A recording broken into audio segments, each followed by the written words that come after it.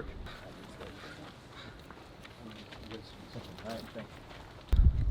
My name is Tim Killian. I'm the Public Information Liaison for Life Care Center of Kirkland. We're here doing a daily briefing for Monday, March 16th. We're going to start with the numbers as we've received them over the weekend. We'll move on to some other various questions that have arisen, and then I'll open it up for questions. Over the weekend, since Friday was our last briefing, we've had no new residents transferred to the hospital. Our current number of residents remains at 43. That's down one from what I had on Friday, but that's not related to another patient moving to the hospital. Related to that, we currently have no residents that are showing symptoms consistent with COVID-19. We have an update of test results. 30 positive. These are residents. 30 positive, 12 negative, and one test, again, that is pending. That gives us a total of 67 from our count, 67 residents who have tested positive since this event began for us. Moving on to employees. We did receive over the weekend a group of results. All of our employees have been tested at this point, but we have some that are pending. But as of now, we have 46 positive tests within our employees, 24 negatives, and 24 pending. Relative to employees returning back to work, we're starting to see that rise. It's hard to put a number on. We do feel at this point that we are somewhere between about 80 and 90% fully staffed. In part, that's in great thanks to the HHS team that has come in. They just rotated in a fresh new batch of employees. They've been extremely helpful in allowing us to get back to a more normal level of service. Again, I wouldn't say we're at full capacity, but we do see with the return of employees, with the arrival of additional help from HHS, we do see that the care level in the facility is returning to where we would like it to be.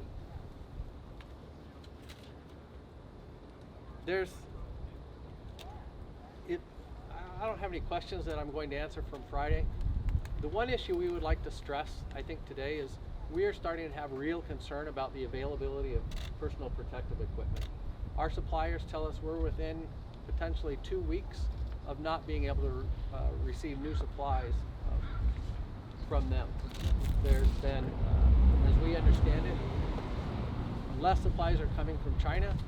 Some supplies are still stuck on boats, but they're telling us that within about a 2-week period, that may start to be a critical issue for us here and for the rest of the nursing homes across the country and healthcare workers across the country. So if we could make an appeal to start having this discussion to make sure that we continue to receive the medical equipment we need to be able to treat our patients. And I'll open it up for questions. Can you, families that have told us that someone was able to get in the facility and somehow, without permission, go into potentially rooms of patients. Can you speak to that? What happened there? I don't have specific knowledge of that incident. You don't know that anyone walked in holding, I think, a bag of food or something to try to get it to the different, I don't know what she was doing. I've heard that report, but I haven't been able to verify it yet. Again, there are not locks on our doors. We are denying visitors, but at this point, we still haven't put locks on the doors. Why not? It's not within our realm of authority to be able to do that. But isn't this a private healthcare facility? I mean, with the fact that there's so many people here who have tested positive, it seems that locks on their doors would be the least that you'd have to do. Sure, and again, our understanding is we don't have that authority to do, but we are stopping actively. I can't speak to the specific circumstances that you're referring to, but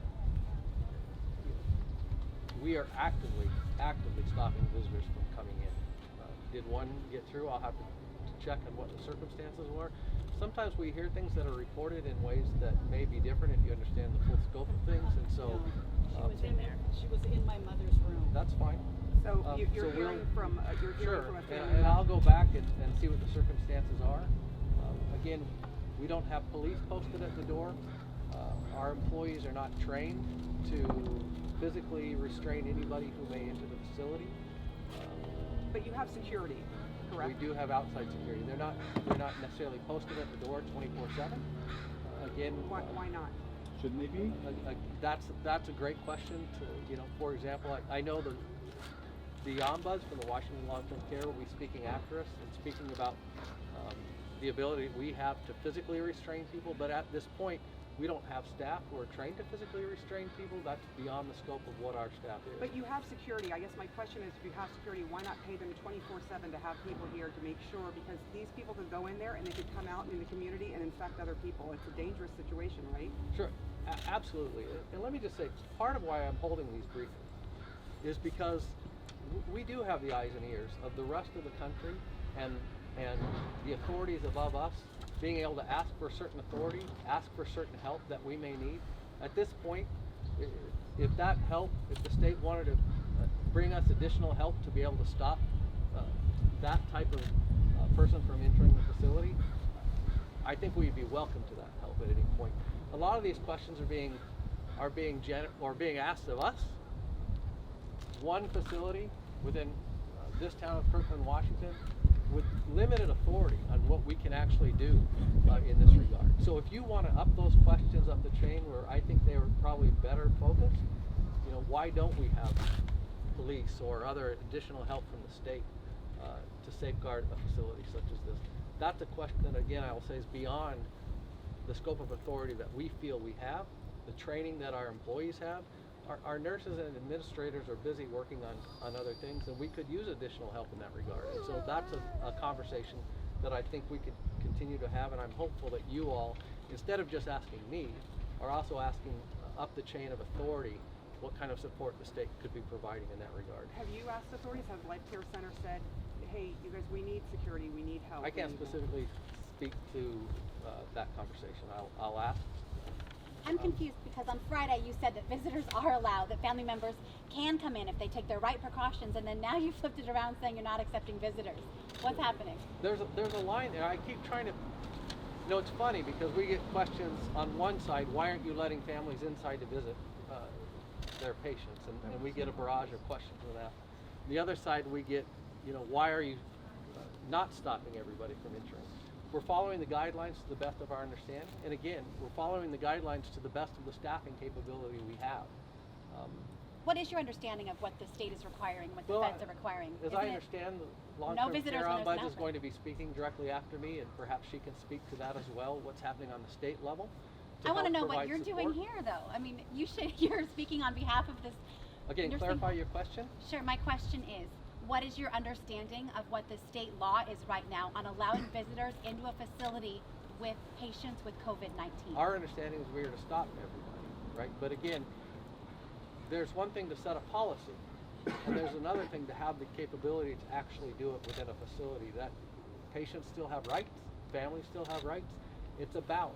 So I can tell you that the number of visitors over the past week has been severely limited. I can't speak to this one incident. I didn't see it. I don't know all the details. I will try and get further details about that for our next briefing. But again, instead of focusing this question just on one facility, this is a larger question for all visitors to all nursing homes throughout the state and throughout the country. So if we're telling you that we feel like we have limited authority to fully implement that policy change, that would suggest that there need to be other conversations that happen up the chain from us relative to the state.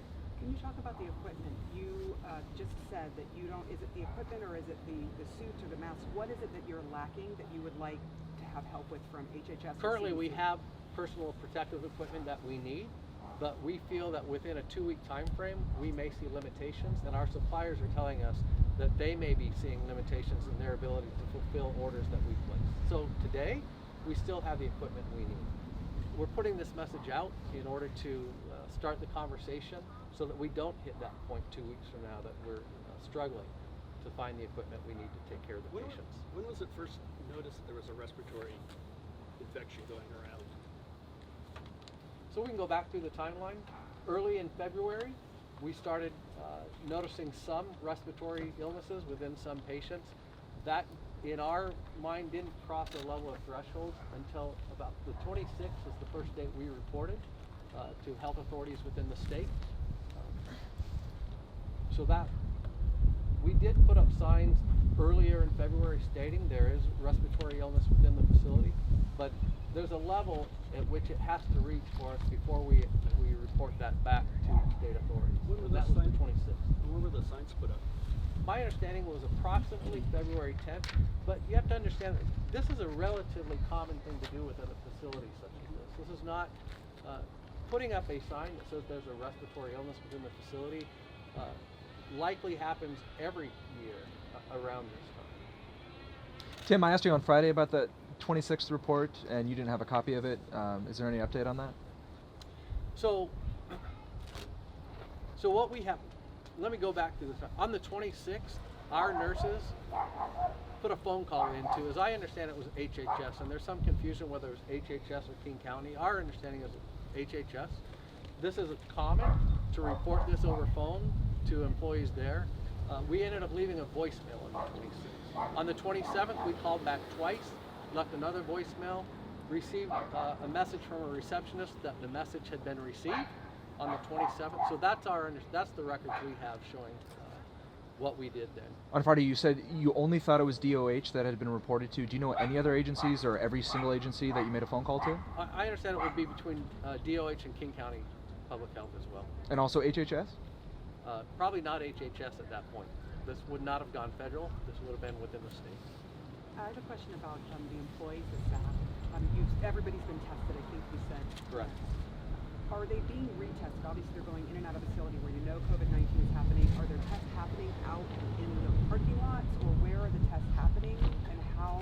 So all our tests have been completed, but it did end up being a combination of, we did have some testing that took place outside of the facility in the parking lot. That has all been completed. So we that do have this all. past week? Yes, in the last few days.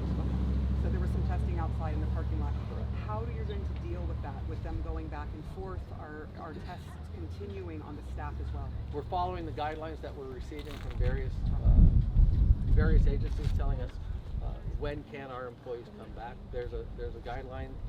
I put that out last week on one of the information sheets that showed a sample letter clearing an employee for return to work. So we're following those guidelines as they're being given to us. So you'll continue doing tests for the employees if that's the guideline. What are the guidelines? I think the guideline still remains that they then begin to show symptoms, but at this point they've all been tested, whether they were showing symptoms or not. So I think going forward we'll have to make a decision again. If an employee that tested negative begins to show symptoms, then I think we'll continue testing. Tim, we understand that one of the tests that was negative came back to be positive. What changed between the negative test and the positive test? I'm not sure exactly to which one you're speaking of. I know that on some of these tests there's a double process that the first negative is, and I can't speak to the technical aspects of how the tests work, but some of these tests, and that may have been a pending. I don't think we had a change in status, at least not that I've been made aware of. There may have been an inconclusive. So what I understand from some of those inconclusive is the first half of the test may have come back negative, but they had to wait until the second portion of the test came back to fully understand. And we've had a couple, I think, within those that were retested within employees, and those are partly part of what's in the pending left to give us results. Getting back to the private security was posted after this outbreak. Why are they here? Who are they supposed to keep out? I can't speak to their exact directive. I'll try and get, again, if this is bleeding into the other question, This isn't for any other healthcare facility. It's specifically for this building. There was not guards out here before. Now there is. Why are they here? I could speculate. I think it would probably be an obvious move for any facility such as this, given this level of attention going on. I don't have what their written duties are specifically, but I'm confident that they're here to help oversee what's happening in this parking lot. But I don't have a specific. Did Life Care document. Center, are they paying? I mean, are they the ones paying for this? I mean, you talked Yes. about the state and Yeah. that sort of thing. These are hired by our facility. They're hired by facility. So I guess my question is, why not hire them 24/7? Just because like you said, this has now become a place where people may show up and do Again, I guess I'm something going to wrong. push back and say you keep asking these questions as though these are our decisions solely to make. But these decisions need to be made in context of government agencies, oversight agencies. There are rights that patients have, there are rights that families have. This is a balance for us, and we've been waiting for guidance to come down. But We shouldn't feel like we're different- getting that guidance, so if you ask me, shouldn't XYZ happen, I can have a personal opinion on that, but some of these things need to be made in context of a joint decision with government agencies, and we are not the government oversight agency, right? We're Tim, the, you're we're the saying care that, provider. but don't you have CDC and HHS on site now? We They're currently do here not have assisting. CDC on site. CDC is not on site, or they are on site? Currently, they are not on site. But you have had at least 3 doctors here on site from Correct. CDC overseeing. No, this is, so we've had various doctors come and go, but again, it depends on what you're asking me. So let's back down and let's see what, we have HHS employees who are doctors, nurses, and nurses assistants here. They are not going to be posted at a door stopping visitors. Correct, but they will be reporting to the magic they that are setting all these guidelines. And Sure. why is it, when you are ground central for the entire country, the greatest amount of infections, the greatest amount of deaths, the greatest amount both on patients and employees that have been affected, you're telling us to ask other people the questions when the government is here on site, have been, and you're deflecting. No, I'm not deflecting. What I'm saying is, I'm hoping we can use this venue to help amplify those questions that, yes, we are asking, but have not received clear directive from, have not received the type of response you're asking for, right? So, yes, we're having these conversations, but again, we're not the final authority in this. I mean, there are much bigger agencies that oversee long-term care within the state, within the country, right? But So have if, different- to the degree that we can reflect your question and amplify it out through the media here, that's what I'm hoping that this briefing can help us do. Well, how about patient rights then? Because my father's here and we have made an effort for him to coordinate care with an outside doctor, and your medical director here has blocked our effort to have a doctor come in and provide a specialist come in and provide my father with an intravenous IV vitamin C bag, which I have research here. We have this gentleman right here who had COVID-19, and the treatment in Swedish hospital here was specifically intravenous IV vitamin C. Your director of nursing came out and told me that your medical director said that that was not a proven therapy, that it was a homeopathic therapy, and that it's not FDA approved. And I've got research in my hand right now coming out of studies in China with Dr. Chang, with the orthomolecular news group here, talking about these studies are going on, these treatments are happening, they're happening in the hospitals here. Why is it that your medical director can deny my father access to that when he is a positive patient here?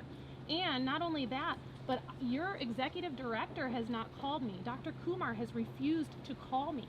I was shut down. They went and closed the blinds to my father's room and blocked me access to my father after I came and asked for answers and kept pushing on Saturday afternoon for someone who they confirmed was on site. Your executive director was here on site.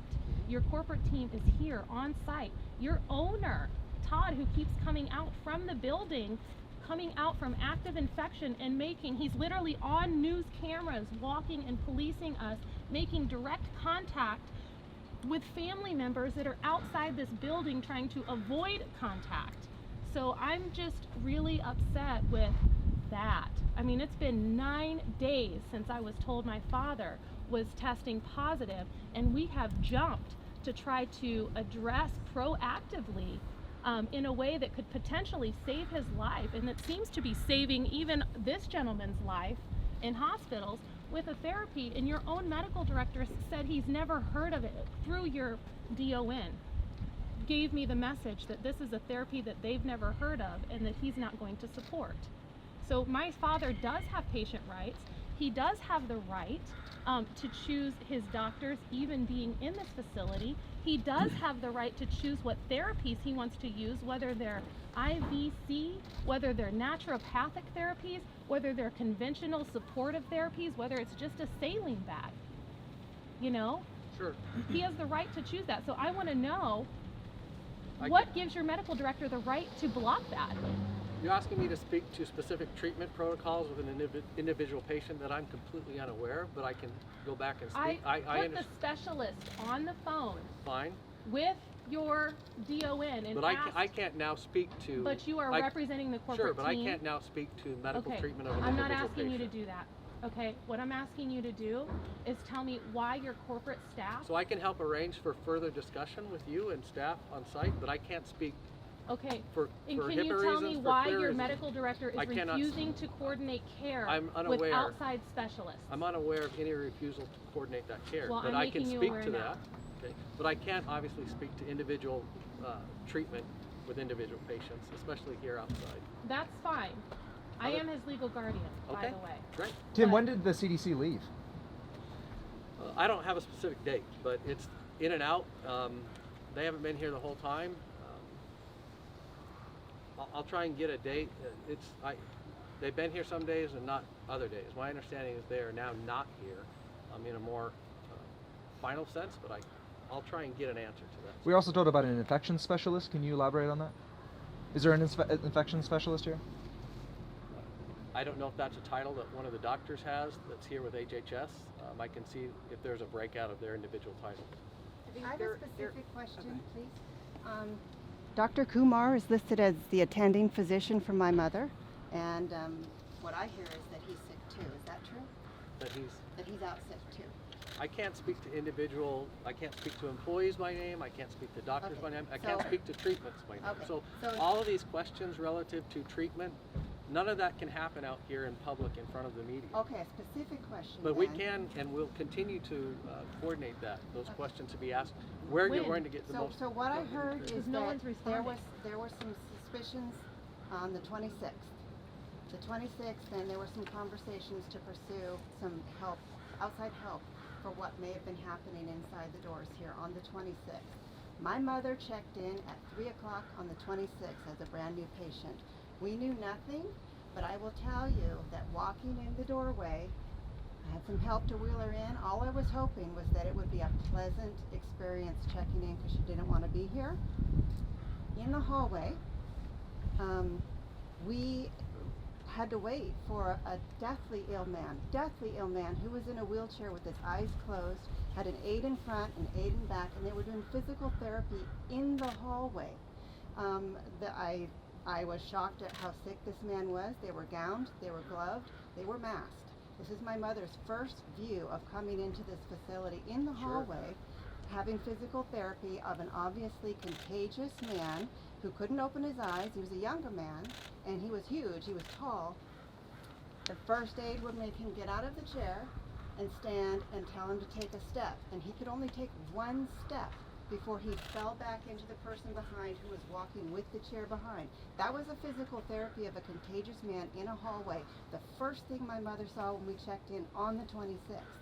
Is it possible that you would have told your staff while you're making these phone calls, no contagious ailments in the hallway, no confined to rooms, at least do that so that the people coming in as brand new patients, you know, my Sure, mother we're- met it at the First, front door. again, I can't speak to the patient that you're referring to. I don't know exactly. But the question, I guess, is more specific. If you're making these phone calls about some respiratory outbreak on the 26th, would you have instructed your staff to cease physical therapy in the hallway of Well- anyone who had to be gowned, masked, and everyone touching him was in full gear?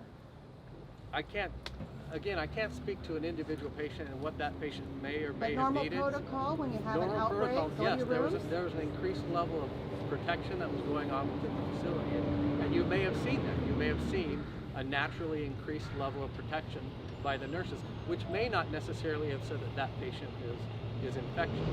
We did, as I said, on the 26th, report that back, and we did start to follow those protocols that we received. The test results from the 29th for both an employee and a resident, when were those tests completed? Like, when were they sent in? The test result on the 29th was of a patient that was in the hospital.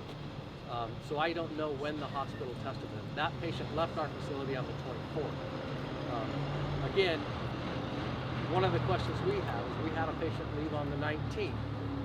We didn't receive those results for another, I think it's 11 or 12 days. We had the same, they were in the hospital for that length of time. Why didn't the hospital test them sooner? I mean, there's lots of questions on the timeline here. All I can tell you is what we know, what we received, and what we did at the time with the information we had. Can you explain why so many of the employees have tested positive if they are so versed in infection disease?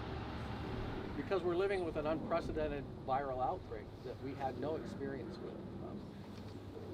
We used the guidance that we had. We didn't receive additional guidance that was different than the guidance that we already knew. Even upon reporting that respiratory outbreak, there was not some different level of guidance that we received immediately from government agencies. So you don't need guidance. I can't speak to why the virus interacted differently than what we're used to seeing normally. So those are questions that, of course, we need to have answered so that healthcare workers across the country can better prepare for dealing with this within their facilities. But you don't need guidance.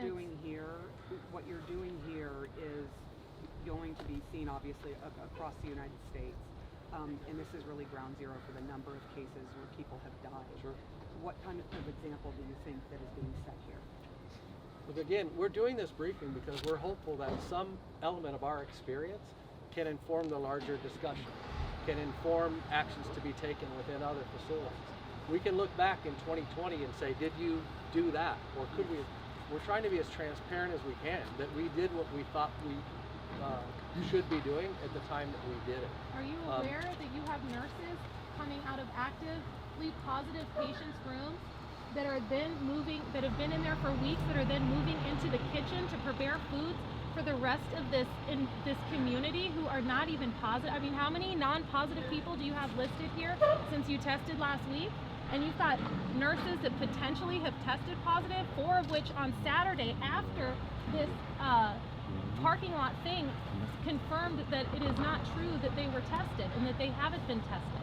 They straight up said that was a lie. And so and some of those nurses are telling me that they were moved into the kitchen to prepare food. Okay, you're asking questions that I can't speak to directly. No, but you can speak to the reason why your executive staff is not returning my calls for 9 days to try and coordinate care. Not your director or not your It is not our medical understanding that families are not receiving callbacks after 9 days at this point. I will verify why that may or may not have been the case. I will put you in direct contact with them today. But again, I've had that problem with your medical let's go director back for 2 to the years. baseline. We lost more than a third of our staff. I understand. And we were hit with an unprecedented level of a viral outbreak. Unprecedented within the history of this country. Yeah, but I'm within a questioning facility. the virility versus the practices right now is what I'm questioning. Sure, and I get, we're all going to be questioning those things. Right. But there's some we are super going to be- basic, I'm a medical professional, and there's Fine. some super basic things that you don't do. One of which is you don't take a nurse out of a positive room who's had constant access for hours upon hours Again, I with can't positive speak patients to- and put them into the kitchen. Okay. That's not our understanding of how things are happening within our facility. We're Okay. speaking to some examples that don't fit what our understanding of what is going you are on aware of within the facility. currently, but I think some of this, I mean, we're concerned, and I understand. We're concerned as well. But Just so you know, I mean, we Saturday have- night I had another family who avoids media back in the back when I was trying to get access to my dad, who came through very upset because they have been calling for 8 days and couldn't get a response or an update on their mother, and the windows were closed. I had to help them talk to security to hopefully, and I don't know if they got to see their mom, but they were crying in the back. Because, Sure. So it's not just me, it's everyone here is struggling to get response. Look, I understand this. I mean, I completely understand the frustration that families are going through. Again, we're not apart from this. We're a part of what's happening. Our own employees, the administrators you speak to have been inside this facility working long days, putting themselves at risk. I understand. Your owner told me that one of your employees got kicked out of their shared housing and was homeless. Okay, again, you're speaking, I hear you speaking to lots of examples of things that I don't have direct knowledge of, okay? Okay. And so my job here is not to answer each, for example, medical decision I made by understand. staff on site, and I can't speak to that. I can speak to what we are trying to do. I can speak to the context of what's happening, needs Well, are. this is the context of what's happening in your facility. Sure. And there are places where those conversations might be better had. Where? Because I've been trying to call and have them. Great. I'll help set you up. Thank you. Tim, if there were suspicions enough on the 26th to call state and county health, why at 3 o'clock in the afternoon were new patients still being admitted? Because the suspicions were respiratory illness outbreak. That was not those were not calls made outside of our normal protocol. That was our normal protocol. So we did not suspect on the 26th that we had coronavirus. We didn't know that. We But would suspected you- that we had a respiratory- we knew we had pneumonia. We suspected that we had other respiratory illnesses going on. That's why we report. And why we report is to receive additional support back from government agencies. As I've said, it wasn't until the 29th that we then received an additional positive. We did not receive any additional guidance or help from the various agencies prior to that time either. Would the facility have an obligation Thank to you, guys. share that there was a respiratory ailment of any kind in the building for There a were brand signs new up patient? since- Not on the 26th. Those Yes, went up. yes, there were. The signs went up early Not in when February. we checked in, or I wouldn't have dropped my mother here. Okay. Every nursing home in the state and in the country experiences respiratory illnesses at this time of year. This is not an uncommon. I understand, but I was here 3 times. I entered the facility 3 times on the 27th to go get my mom things, to have a orientation meeting. There were no signs on the 26th. There were no signs on the 27th. I sent my daughter on the 28th to check out the facility for me. She's a nurse. And she said the signs were up. She told me right away to say, what's up with the signs? We received these yesterday. No, I would not have left my mother, who was already in a compromised position, had I seen signs at the entry to the facility. Okay. My understanding is signs were up. I can try and get that clarified. The screen sign here that says respiratory outbreak was not there on the 26th or the 27th. I don't think it was there till the 29th. It Great. came up on the 28th when my daughter arrived. So, Any other Tim, questions? can I Yes, ask you a yeah. simple, oh, go. Yeah, I have a question. The residents have all been tested as of last Sunday was the last testing. Is there a plan in place to get them retested so they can show a negative if they haven't shown any symptoms coming up, so we can maybe get them out of here on a negative instead of holding them in here? I'll find out if there's a specific plan. My understanding is that if negative people subsequently show symptoms, that they will be retested. That's my understanding at this point. Okay, can We we have get we have some? segregated the negative patients from the positive patients Right. at this point within the facility. So what I'm saying is it's been 9 days now. So the symptomatic part is 2 to 14 days. So at this time, we're getting close to the end for the last residents that have been tested, are the patients, are the people like my dad that's just in here for rehab. So what we're trying to get, and I think a lot of people, how do we get them tested again to see if it's gone or if it's going to be gone? Or can we get them moving on, and can we get a plan so we can get that done? And let me just restate, and I get family frustrations. You have to understand, I have a childhood friend who is a patient here. So it's not that I don't know anybody here. I have a childhood friend who's been here for a long time. The concerns you have are the same concerns that our nurses have. They're the same concerns that our administrators have, right? If you have seen less of them, it's because they have been in an unprecedented situation, trying to respond the best they can. As I said, we're starting to see levels of staffing get back to a level of normality. That's been helpful. It sounds to me today like we need to have some increased focus back with families. We again are having some time is being made now that we are seeing levels rise in staffing.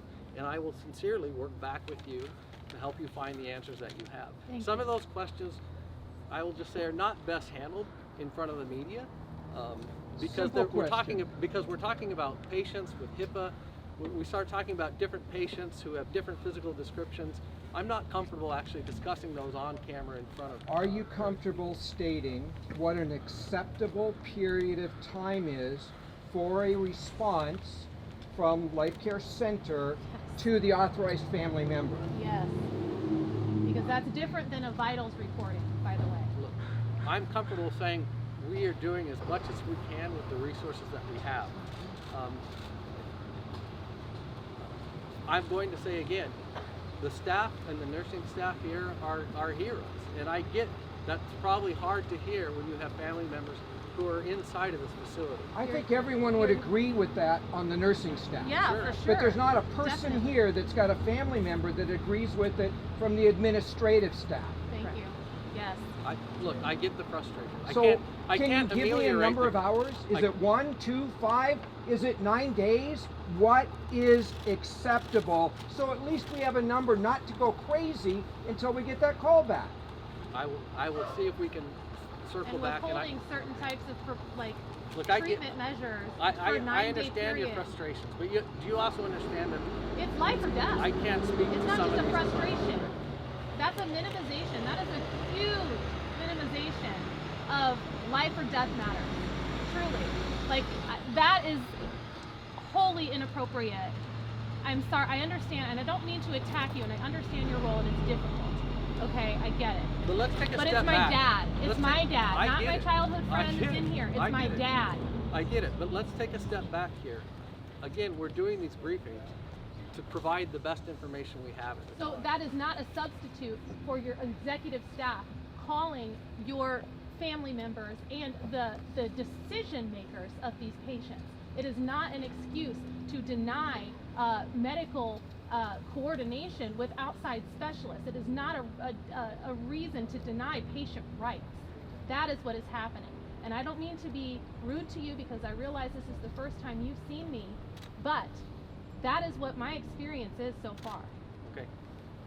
Tim, what about the fact that these loved ones feel like they need to come to the media briefing to find out about their loved ones that they're paying for care to be inside Life Center? I'm completely sympathetic to the concerns they have. I can't have a level of sympathy that they obviously have, right? I'm not, as they said. These are not my loved ones. All I can speak to is what I know is happening within the facility. And I can speak to the fact that we are committed to helping improve the communication. Again, I don't say this as an excuse. There's no part of this discussion in which Life Care is ever going to say we did everything perfectly along the way. We are here to try and be transparent as we can. We're here in a completely unprecedented situation. We're not following a guidebook or a playbook that exists from last year's flu outbreak. This is a very different situation. We've had things that we've had to overcome. In a certain level, I'm here to also say we have needed more help, and I hope some of these questions trickle up to the various agencies that could have and should still be supporting us. Are you asking for that help too? I think that's Again, helpful. every day I keep saying, I'm here on camera with all of you asking for all of this. As Today we transparent raised the issue of PPEs. Okay, that is a concern that we see on our radar. I'm here asking that we elevate that conversation, and you have the ability to help us do that. So I'll take one more question, Can you and give that's us, going to be it. just two, there's a discrepancy. The press release says there are 46 patients that tested positive, but King County Health said there were 47 in a press release. What is Yeah, that discrepancy? all I can say is the numbers we have correlated. As I've said all along with these numbers are always going to be flexible in some sense because there's different reporting agencies, and we're doing our best to take the results that they're giving us and match them to their results. So if a number's off here or there, that just speaks to the difficulty of coordinating between different agencies with these numbers. And this is just about PPEs. So for personal protection equipment, what are the suppliers telling you, and what are you specifically asking for from higher government agencies like HHS or CDC? I'm just saying, let's make sure we're having that conversation, that we don't within 2 weeks hit a point that gear that we need to help protect our patients and our staff is unavailable to us. So we're in conversations with our suppliers, and our suppliers are the ones telling us that they see in the near future that they may have trouble fulfilling the orders. Tim, your piece of paper said there will be additional press briefings Wednesday and Friday. What does that So mean? right now, I think Wednesdays are next. As always, if something else emerges that I need to share with you, I'll either call another briefing or send it out on the list. We'd like a Thank reaction you. to the question about the person going into a room, the church member Sure, I hugging will- somebody, so that'd be good. I will ask them. Thank you. Okay, thanks. Thank you, Tim, for being here. does have a hard job. I know. Yeah. He's doing okay? he's taking the heat for the whole facility. I get it. Oh, absolutely. He is getting more paid to do that. But I have a problem with this whole we're as transparent as we can be. Let's talk about what does that mean. Great. Transparent We as will you try. can. Okay.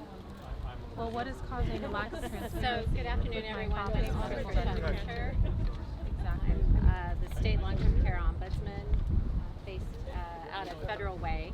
The multi-service center operates the long-term care ombudsman program.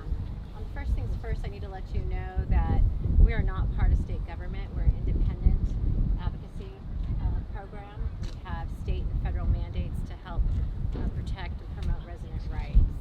So I'm here today to try to answer your questions as best as possible. I have my attorney with me. Where is she? There she is. They're both in gray suits. Amy Freeman, who might be able to answer more of your technical legal questions. So just a couple points I want to make. You all have this printed press release. If you need a copy, we can certainly get your business card and email that to you. So first and foremost, we want to express our heartfelt support to all of the residents who here at Life Care and their family members and their friends. This has been just such a tragedy.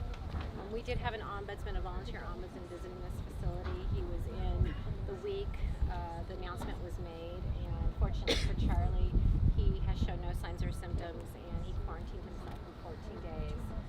Ombudsmen go into facilities on a weekly basis. Most of them are volunteers here in Washington State. They're certified through my office. We have 350 volunteers, and for now, I've relieved them all from their duties to visit because of the safety risks. Also, we want to be mindful that we want to protect the residents, and most of my volunteers are elderly. They're over the age of 60, so they themselves are in the group that is at highest risk. So what they're doing instead is they're doing virtual visits. We're asking all of the facilities to cooperate and collaborate with my office in giving us the names and contact numbers of family members so that we can reach out to them and provide answers to them. The sooner we get that information, the better. So we're going to deploy our ombudsman by phone and by email to see if we can offer support. We're also going to try to reach residents and offer them support as well, virtually. That's the best that we can do for now. We're also really mindful that we don't want to take valuable PPEs from the staff. They need masks, they need gloves, they need protection, and we don't want to take that supply from them. I wanted to point out something about the isolation and the impact of COVID on long-term care residents. Some facilities are refusing to readmit residents who are ready for discharge from hospitals. This leaves the residents with no place to go. It puts a burden on our hospitals during a time when hospitals must be protected from exceeding capacity. Immediate innovation is needed to address this problem. King County purchased a hotel to house COVID-19 patients. Similar measures are needed to address the specific needs of long-term care residents who are caught in a no-man's land between hospitals and long-term care facilities. Yesterday, I received a message from one of our ombudsmen that a facility refused to take the resident back because the resident has dementia and or Alzheimer's disease and wanders, isn't able to stay in their room without one-on-one, and that's just not realistic at this time to expect a nursing home or care facility to provide that one-on-one guidance. So where does this resident go? The resident is stuck in the hospital. We need some solutions put into place so that we don't overrun our hospitals and we don't put the facility in a situation where they realistically cannot meet the person's care. I want to say one more thing. So while guidance at the federal, state, and local level continues to evolve daily, sometimes hourly, facilities and families must know that federal statutes still provide strong protections and resident rights. These laws require facilities to provide immediate access to residents by long-term care ombuds and family members. Federal authorities recognize that the term family member is not limited to individuals related to the resident by blood or law. Residents have the right to define their family. Federal statutes allow facilities to place reasonable clinical and safety restrictions on most visitors. However, no such restrictions apply to the long-term care ombudsman program, residents' family members, or representatives of the state. Would you repeat that? Sure. So federal statutes allow facilities to place reasonable clinical and safety restrictions on most visitors. Okay, and then? However, no such restrictions apply to the long-term care ombudsman, residents' family members, or representatives of the state. Yet the Centers for Medicaid and Medicare Services is now allowing facilities to restrict visitation, specifically nursing homes, by long-term care ombudsman family members. These restrictions, however, do not apply to representatives of the state. So we know that the federal government is allowing for compassionate visitation. So that means End of life. End of life, and my attorney will explain a little bit further. This weekend we had a family desperately calling our office and sending us emails because their loved one was at the end of life, and the facility had misinterpreted the guidelines and was restricting access. So it took a few hours to get the family member in. He was able to advocate for himself. But we really want to avoid these kinds of situations, so whatever you all can do to help clarify that people at the end of life can be visited by their loved ones as long as they meet the screening criteria. So I think that's all I'm going to say right now. I don't know if you have any questions. Yes. Can you give us an example of your role again, and also what your thoughts are on preparation, on how nursing facilities, for example, have prepared, if hospitals are prepared for something that is obviously unprecedented, but if there's some preparation, this is an emergency, it's one that, potentially other countries have had to deal with, like H1N1 and SARS. Sure.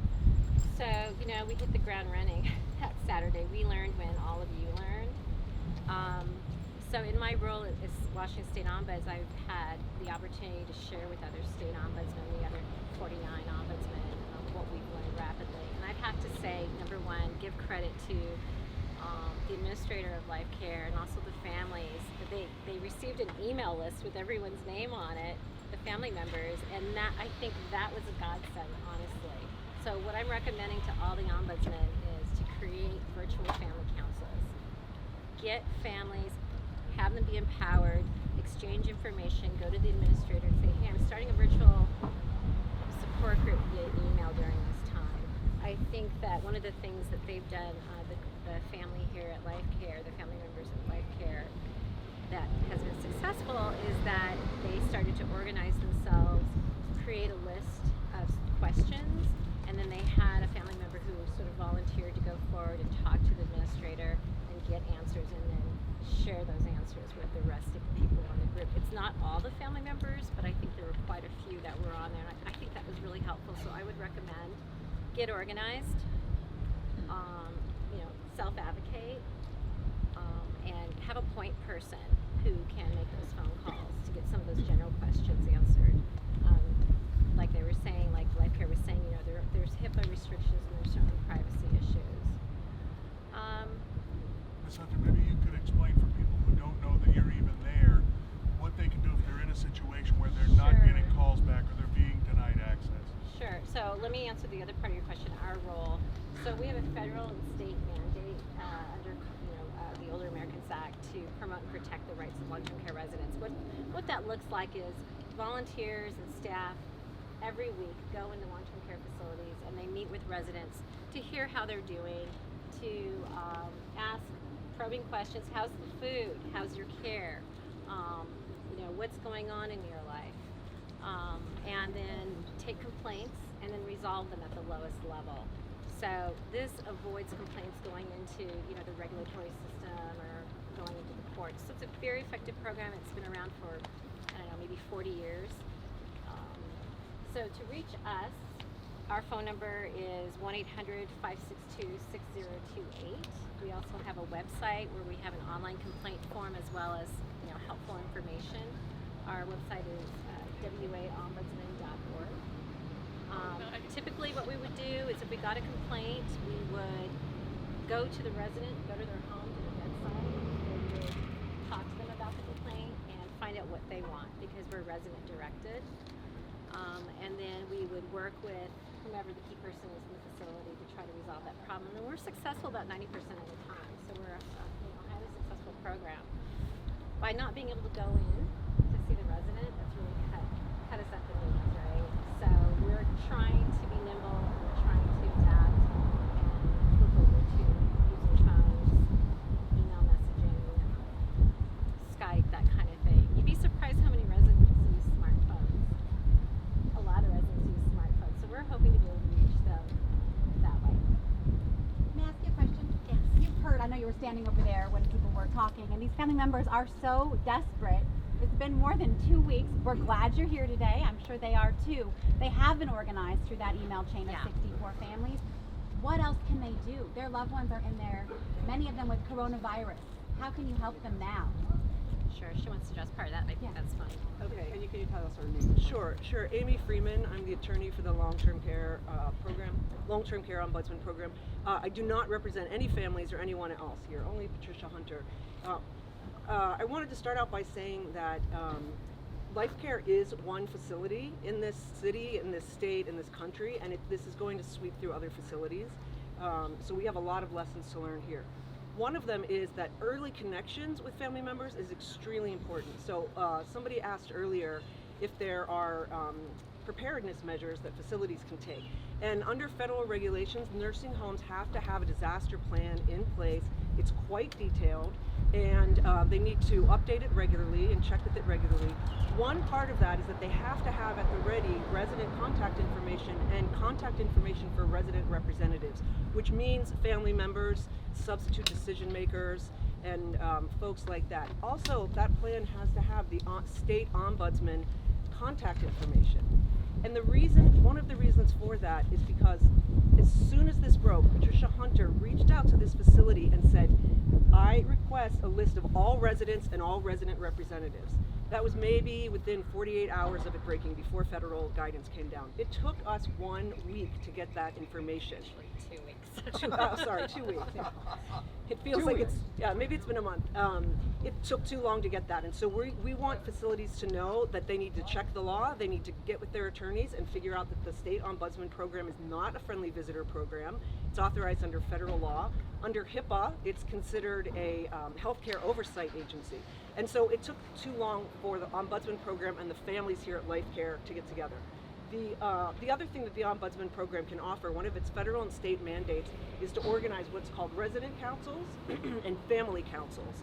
And Patricia reached out immediately, and that's the reason that she needed that list of names and numbers, to organize what's called a family council, which itself has certain rights under federal law to meet in private, to get information from the facility, and things of that nature. So we are so sorry that this is happening to these families in Life Care, and can only hope that other facilities will watch what's happening here and pay greater attention. Can I just ask that question again? From your perspective, because you have a very different perspective of sort of what happens in these long-term life care centers, is the state's life care long-term life centers, are they prepared for this? Are they prepared for anything like this? You know, I couldn't speak to that. I don't know if they're prepared. I know what the law says and what they should do. Can we have a copy of their disaster plan? That is an excellent question. The state does. I don't recall in the federal regulations that it should be at the ready, but certainly the ombudsman program would be able to get a copy of it. The problem is, you know, when facilities get hit with this, they are understandably extremely busy. But if you're an acute care facility, part of your job is to be planful and prepared. And they have said over and over again they're prepared for other contagions. This is another one in that same family. The disaster plan should account for that. Right. I think from my client's perspective, you know, there's no doubt this is the first time this is happening in the United States. What's going on now is unprecedented. Regardless of that, there is a strong right of residents in long-term care facilities, particularly in nursing homes, under federal law, to have immediate access by certain individuals, family members and relatives defined by the resident, the long-term care ombudsman program. Someone asked earlier about getting their family member, their resident family member here, getting their doctor in. Under federal law, another person that has immediate access to residents is the personal physician. And then state representatives. So as you know, licensors are still going in from the state of Washington. staff are coming and going. And I don't mean to make light of the health and safety concerns that need to be followed, but there are federal statutes in place that protect resident rights to not be isolated like this. Can I ask another question? I don't know who it'd be appropriate for, but as a family, we've spent many, many, many hundreds of hours trying to call and get information. The politicians have erected firewalls that are impossible to get through, just impossible. The state health department, when you call them, they're managed by volunteers. They're reading off a script to give answers. King County has 2 specialists, but they're basically there to hopefully overpromise and underdeliver and make us feel better and go away.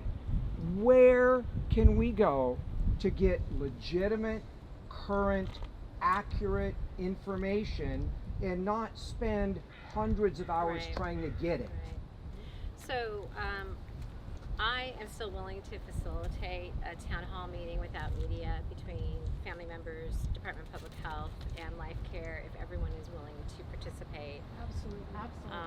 You know, I think that, you know, in terms of preparation, we've all been prepared for earthquakes. We've all been prepared. We're even prepared for influenza and norovirus and C. diff. And frankly, you know, I think who can be prepared for this? We weren't. I wasn't. And so I'm giving advice to long-term care ombudsman programs across the state in terms of lessons learned. And one is communication right off the bat. Collect the name of the administrator and get their cell phone number because you're not going to be able to get through to the switchboard. You know, Life Care was overwhelmed by media, overwhelmed by families. There was just no way that they could prepare for that. So I offered early on a town hall meeting, a virtual town hall meeting, and I just think they weren't ready. They were, you know, putting out a lot of fires, but I'm still willing to offer that. From a family standpoint, I'll tell you, we'll take Yes, you up sir. on it right now. Yes, sir. Absolutely, from the without a resident doubt. standpoint and the family standpoint. Now, we're resident directed, so can you get permission to have a gathering of more than 50 people, or will this have to be over Skype? I think we would do it over the phone, yeah. Okay. Yeah, we would do it over the phone. So, you know, you can't go into specific resident questions because of HIPAA laws, but I think you could get a lot of questions answered. So it's really, you know, it's really up to Life Care if they're willing to do that. I have connections of course, I have colleagues at King County, Seattle Public Health, and So does that inquiry go to Life Care by you, or does it go by Tim, who's still here? Who presents that to Life Care? I would present it to Tim, and Tim would. It's already been presented. So. Tim and I have never met, And but I've been Life working Care with is others. willing to participate in that? Great. That's great news. I think that's Let's make it a happen. positive first step. Yeah. Thank you. Okay. Any other questions? Despite there being, this is unprecedented, looking back at Life Care's response, do you think that they did everything that they should have done based on, again, never dealing with this before? Or is there anything in what they did that maybe you would have wished they had done differently? You know, I can't speak for Life Care. I wasn't in the building. Or maybe their response to families, or, you know, data collection? 2020, right? You know, I think that I've been in a lot of care facilities. I know how busy care facilities are just on a good day, honestly. What I've heard from their leadership is that they were absolutely overwhelmed, and I think we have to respect that. I think their concerns just getting staff in the building was overwhelming because suddenly they were out of staff, and we respect that. I think that I would recommend that, you know, like I said, I'm putting out there the message to all the state ombudsman program, engage the facilities now, get family members organized now before it hits West Virginia or Indiana. But literally every day, we've been working on this since that Saturday, and it's been very difficult to keep 2 steps ahead. And I'd like to add something to that. So it's impossible to know because we don't know the inner workings of Life Care right now. But I can say that one thing that we're seeing facilities do across Washington is go into absolute lockdowns, shutdowns, leaving out all visitors, and just sort of citing this or that guidance. my client's position is that is not the state of the law right now. There are still people who have the right to immediate access to residents. Of course, we respect screening measures for respiratory illness, signs and symptoms, but facilities across the state should spend less time necessarily have people who may have COVID and spend more time knowing what they need to do to prepare, which includes getting those lists of family members and residents and resident representatives ready and being ready to interact with the Ombudsman program when they come along, because we could have been in touch with these families 2 weeks ago. Thank you very much for your time. Thank you. Thank you. She has all my cards. I know, there's It doesn't get You didn't get anything done, so it's There's like. no